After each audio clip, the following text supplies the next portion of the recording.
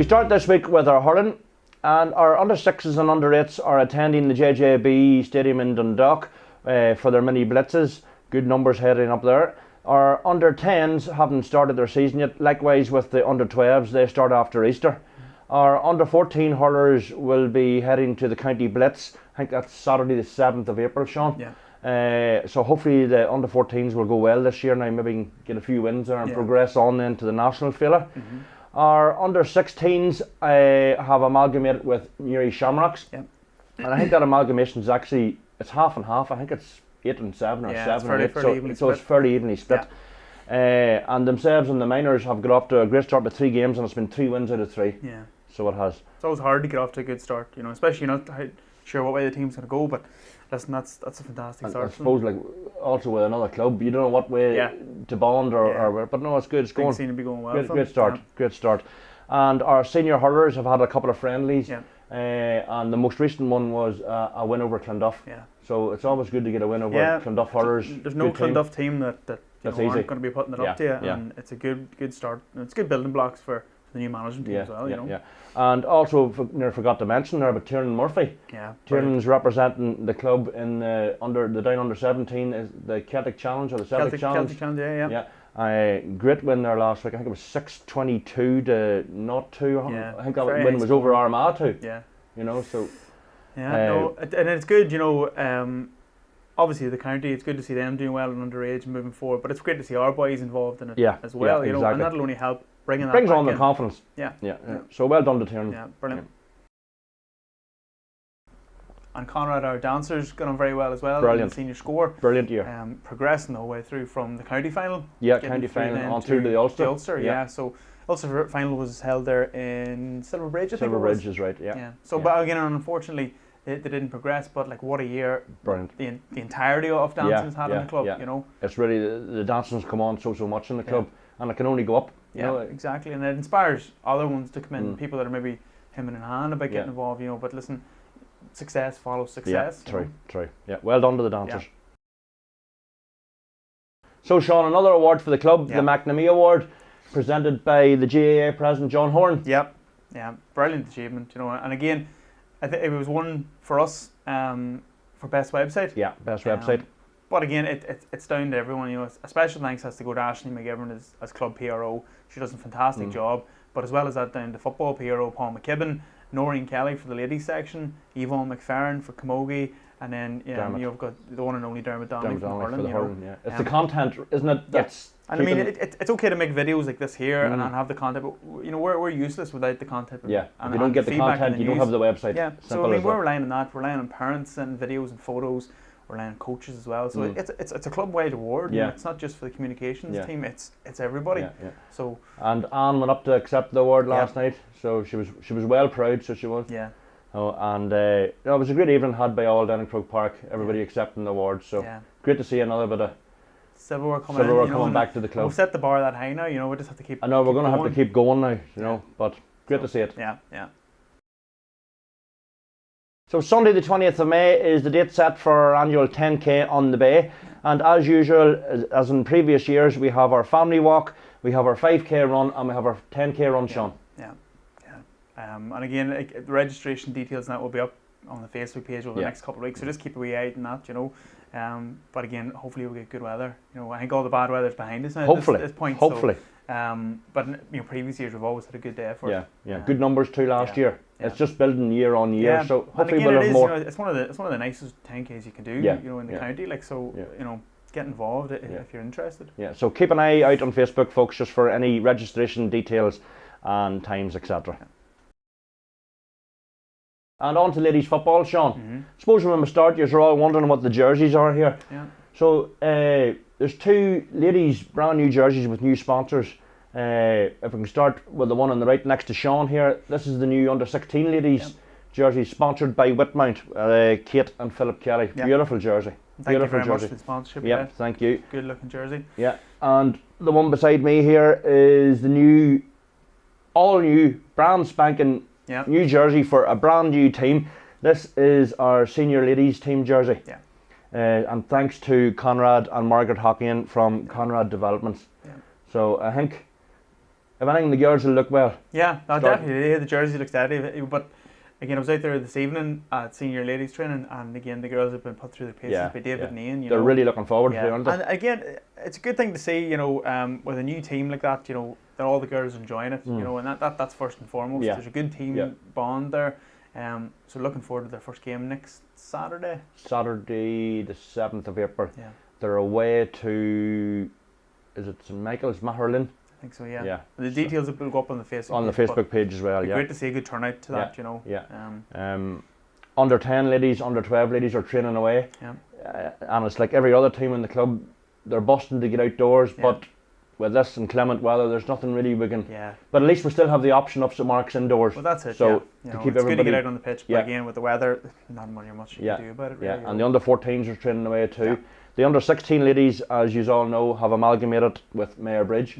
Martin Sherry and Noreen Kelly are at the helm there with the girls, and they've played 2 games and had 2 wins. Yeah. So a great start to the season for them. Again, it's one of those things with amalgamating with the team, you never know how it's going to go, but again, the two teams have really sort of, again, bonded well, and it's showing it on the results, Yeah. And as again then with the senior ladies, the first game next Saturday night. So if you have nothing to do next Saturday evening, keep an eye out on the Facebook page. The time, the throw-in time, and venue and directions will be posted on Facebook. Yeah. And now we move on to football. The under 6s and under 8s are still training away in St Mark's.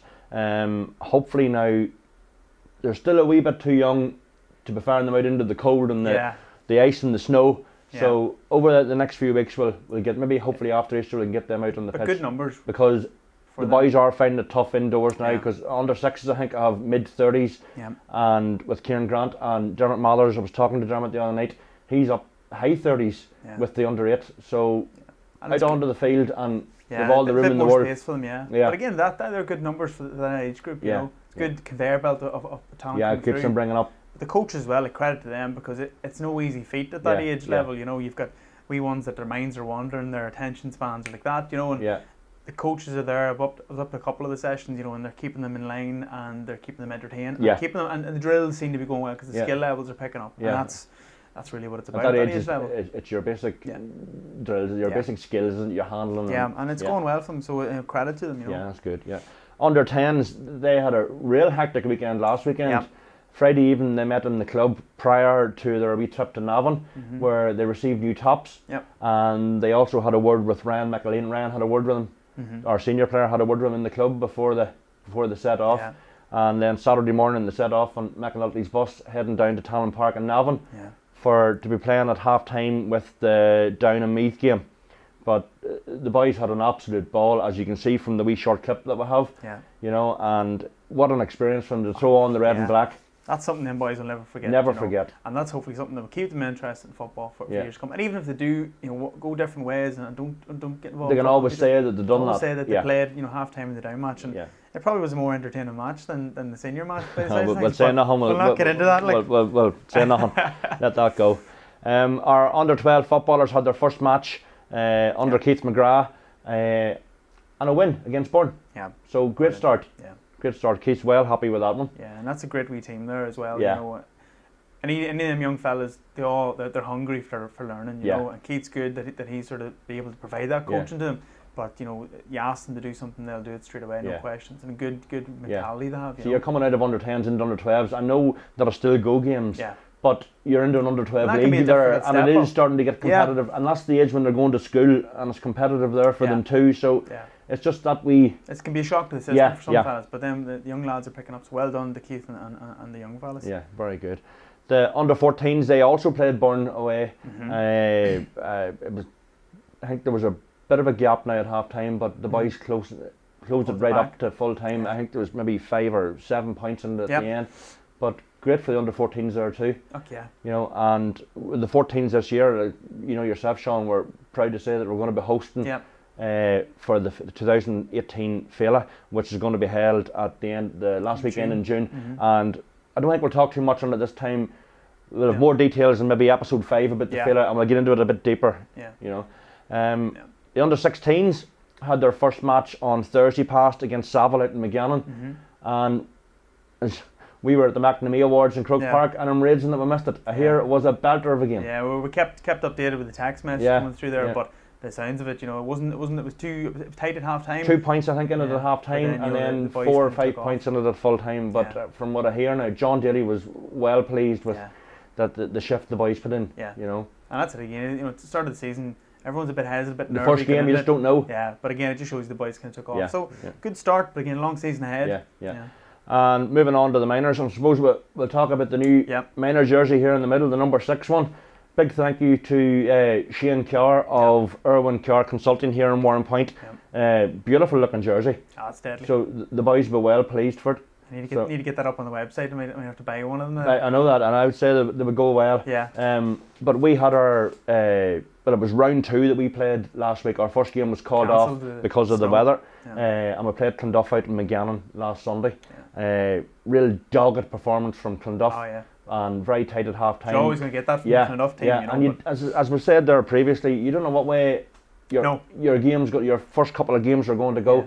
But the boys stuck at it and dug in and defended well and took their scores, and we came out winners. So great start. That's a good start. And then you're playing again on Tuesday. We're playing again on Tuesday. We're away to Carryduff, 2 o'clock down in Carryduff. So if you have nothing to do on Tuesday afternoon, saying as all the mummy and daddies are going to be off, and you can roll your eggs down in Carryduff if you just want.